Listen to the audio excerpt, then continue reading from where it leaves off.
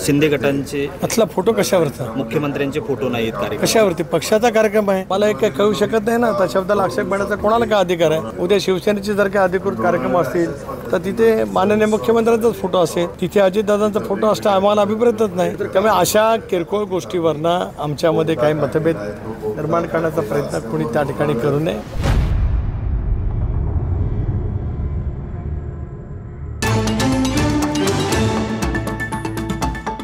भाजपाने आक्रमक पवित्रा घेतलाय, अगदी घोषणाबाजी केलेली आहे. अजित पवारांची पालकत्वाची भूमिका असताना अजित पवार असे कसे वागू शकतात, अशा पद्धतीचं भाजपने आक्रमक भूमिका घेतली. राष्ट्रवादी काँग्रेस पक्षाची जनसन्मान यात्रा ही पक्षाची यात्रा आहे. त्याच्यामध्ये संध्याकाळच्या वेळेला आम्ही पहिल्यांदाच पाऊल महायुतीमध्ये उचललं गेले की दादांच्या दौऱ्यामध्ये संध्याकाळच्या वेळेला महायुतीतील घटक पक्षाच्या त्या मतदारसंघातील नेत्यांना आम्ही त्या ठिकाणी बोलवत असतो. इथला कार्यक्रम पक्षाचा असल्यामुळे खरं तर अशा पैचं निदर्शनं करण्याची काहीच आवश्यकता नाही. आज माझ्याही मतदारसंघामध्ये अनेक वेळेला भारतीय जनता पक्षाचे नेते जातात, मंत्री जातात, बैठका बोलवल्या जातात. पक्षाचे ज्या वेळेला कार्यक्रम असतात त्यावेळेला इतर पक्षांना बोलवलंच पाहिजे असं कुठे अभिप्रेत नाही. तरीसुद्धा डायलॉग किंवा संवाद करता आला असता. अशा पैकी निदर्शनं करणं योग्य नाही असं मला स्वतःला त्या ठिकाणी वाटतं. खरं तर शिंदे गटाने पण फोटोवरून आक्रमक पवित्रा घेतला आहे. अजित पवार ज्यावेळेस शिरूर लोकसभा मतदारसंघात येत आहेत, घटक पक्षांना सोबत घेणं अपेक्षित आहे. त्यांच्या तशा अपेक्षा आहेत, आपल्याकडनं का होत नाही ते? कसला फोटो? शिंदे गटांचे आतला फोटो कशावरचा? मुख्यमंत्र्यांचे फोटो नाहीत कार्यक्रम. कशावरती? पक्षाचा कार्यक्रम आहे.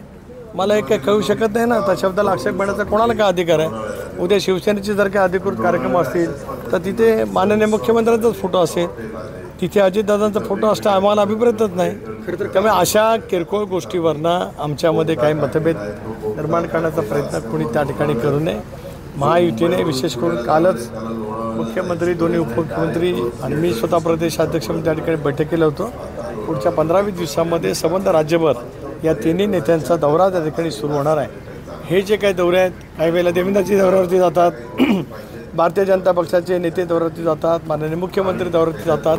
ज्या वेळेला त्या पक्षाचा कार्यक्रम असेल त्यावेळेला इतर पक्षांच्या नेत्यांचा फोटो किंवा त्यांना बोलवणं अभिप्रेत त्या ठिकाणी नाहीच आहे.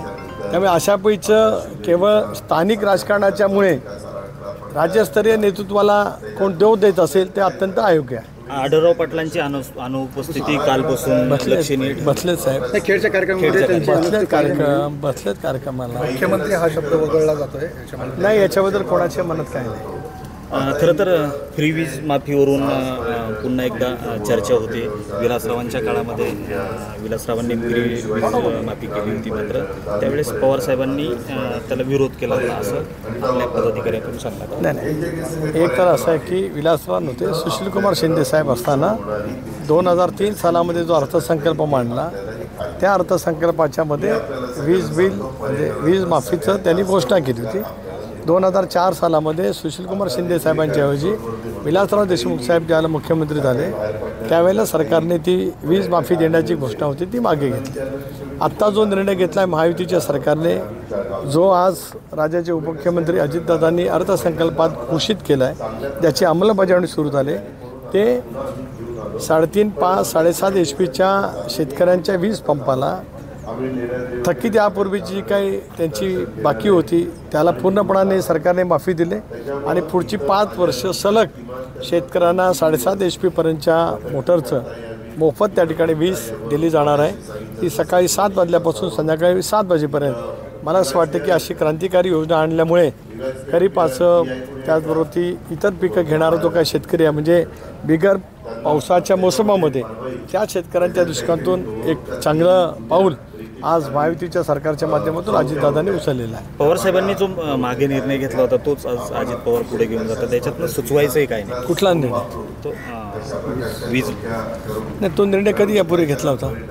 वीज माफीचा निर्णय यापूर्वी कधी? एक मिनिट आहे का, आपण जरा कृपया करून माहिती घेऊन मला सांगावं की यापूर्वी अशा पैसा निर्णय कधी घेतला गेला आहे. आता वीज बिल शेतकऱ्यांचं अजिबात येणार नाही असा निर्णय यापूर्वी कधी झाला होता तेवढं जर का मला कळलं तर मग मला उत्तर देतं. पवारसाहेबांनी जो विलासरावांच्या काळामध्ये जो विलासराव देशमुखांच्या काळामध्ये म्हणजे सुशीलकुमार शिंदे तर आपण म्हणतो जे अर्थसंकल्पात तरतूद केली पुढं यांचं सरकार मी त्याच्यावरती खुलासा दिला आपल्याला की सुशीलकुमार शिंदे साहेब मुख्यमंत्री असताना 2003 सालामध्ये जो त्यावेळेला घोषणा करण्यात आली ती संबंध ग्राहकांच्या वीज बिल माफीची. आपण समजून घ्या, फरक आहे दोन्ही गोष्टीमध्ये. आणि त्या पद्धतीने ती निवडणुकीच्या अगोदर आसपास त्याला अर्थसंकल्प मांडला गेला. तदनंतर मुख्यमंत्री विलासरावजी आले. यामध्ये पवारसाहेब अजितदादा कुठे नव्हते, ते मंत्री होते जरूर, पण सरकारचा तो निर्णय होता.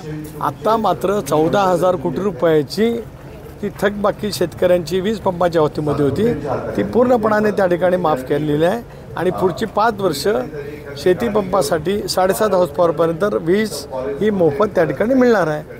प्रदेशाध्यक्षांवर अंजली दामिनी यांनी अनेक आरोप केलेले आहेत. काल त्यांनी पत्रकार परिषदेत आरोप केलेले आहेत. मला या विषयाची माहिती नसल्यामुळे ते त्या बाबतीमधला योग्य सर्व नेत्यांच्या संपत्तीत वाढ काय होते मला या विषयावरती माहिती नसल्यामुळे मी त्या विषयावरती काय वक्तव्य करणार नाही. राजेंद्र शिंदे जे आमदार आहेत ते खरं तर जिल्हा बँकेमुळे पुढे अडचणीमुळे अजित पवारांसोबत आहे असलं काहीतरी वक्तव्य केलं. कुठे शरद पवार गटात जाण्याची चर्चा आहे. बिलकुल ते शरद पवार म्हणजे ते कुठल्याही दुसऱ्या गटामध्ये जाणार नाहीत.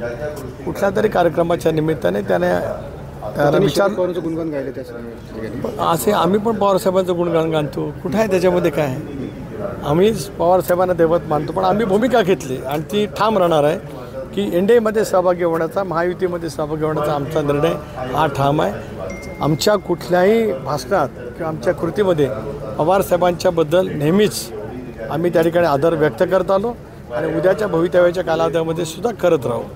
शिंगणेने ती व्यक्त करत असताना पवारसाहेबांच्या प्रती आदर व्यक्त केला, पण त्याचबरोबर ती त्यांच्याकडे मध्यवर्ती बँकेच्या निमित्ताने एक तर उलट मध्यवर्ती बँकेमुळे डॉक्टर शेंगणेंनी 2019ची निवडणूक लढवली नव्हती. त्या डॉक्टर शेंगणे साहेबांना अजितदादांनी राज्य सरकारच्या माध्यमातून 300 कोटी रुपयाची हमी दिल्याच्यामुळे ही बँक आता पुन्हा सुस्थितीत त्या ठिकाणी सुरू झाले.